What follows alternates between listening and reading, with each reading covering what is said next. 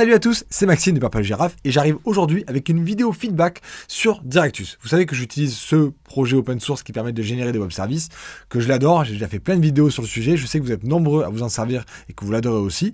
Et aujourd'hui, j'aimerais vous faire un petit retour à chaud, après l'avoir utilisé pendant plusieurs semaines, voire mois, même ça fait même plusieurs mois que je m'en sers sur des projets en production.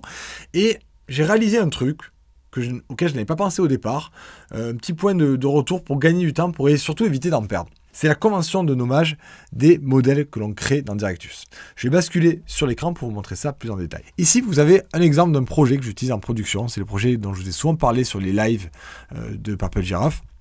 Et dans ce projet, donc, on a plusieurs types de données. Vous voyez qu'il commence à en avoir pas mal et j'en ajoute régulièrement. Ok, donc lorsque je vous parlais de la convention de nommage, vous voyez que la plupart de ces éléments ont la même convention. Mais ils l'ont pas toutes, parce que justement, j'ai pas toujours suivi ces conventions, alors que j'aurais dû tout le temps suivre la convention, mais je l'ai pas tout le temps fait. Et justement, ça me pose des problèmes. Donc je voulais vous montrer avec le recul, vous donner un petit conseil, de ne pas faire les erreurs que j'ai pu faire. On va voir ensemble les points où c'est cohérent et les points où c'est pas cohérent sur ce projet-là. Ici, on voit que j'ai utilisé des minuscules. D'ailleurs, pour la plupart, j'ai utilisé des minuscules. C'est une convention que je vous recommande de toujours tout écrire en minuscules. Et si vous avez des mots longs, enfin plusieurs mots, vous utilisez des underscores pour les séparer. Ça, c'est ce que je vous recommande. Maintenant, je ne l'ai pas tout en fait. Vous voyez que ici, pour Publication, j'ai oublié. J'ai mis une majuscule.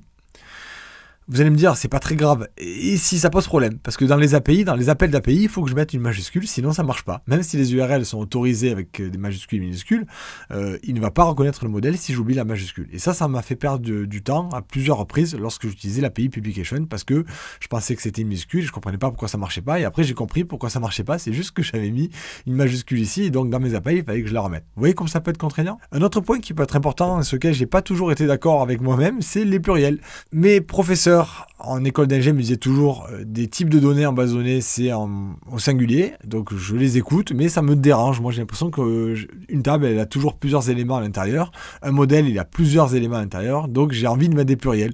Et donc pour certains j'ai mis des pluriels, alors que pour d'autres modèles j'ai écouté mes professeurs et j'ai mis au singulier. Et maintenant je regrette. Donc à vous de voir ce que vous choisissez, que vous preniez une direction ou plutôt une autre, mais soyez consistant. Évitez de faire des allers-retours entre les différents modèles, puisque encore une fois, si vous ne vous rappelez pas exactement comment il s'appelle, vous allez devoir à chaque fois que vous allez vous en servir, aller voir comment vous l'avez écrit pour celui-ci, ou tester avec le S et sans le S, jusqu'à ce que vous trouviez le bon. Et ça fait perdre du temps. Donc voilà, je voulais vous faire ce petit retour à chaud, en vous disant, voilà comment je l'ai fait, voilà les erreurs que j'ai pu faire, et si je peux vous éviter de les faire sur les prochains projets, en tout cas je sais que personnellement, sur les prochains projets, tout sera en minuscule, et tout sera au pluriel parce que c'est ce que je préfère. Et puis tant pis si mon professeur m'ont dit de faire autrement, je vais prendre ce que je préfère moi et je vais être consistant sur des projets où je suis seul. Bien sûr, si je travaille en équipe avec des personnes, je vais respecter les conventions de l'équipe. Et vous, j'aimerais bien savoir quelles sont vos conventions sur ce genre de points-là. Ça peut vous paraître anodin, mais je vous assure qu'on perd beaucoup de temps quand on ne respecte pas ces conventions-là. Donc j'aimerais bien que vous me disiez en commentaire comment vous faites pour vos bases de données ou pour vos modèles si vous utilisez Directus. Et dans tous les cas, si vous avez aimé cette vidéo, je compte sur vous. On met un petit pouce, on s'abonne pour ne pas rater les prochaines vidéos, et surtout on code chaque jour, parce que c'est comme ça qu'on devient les meilleurs.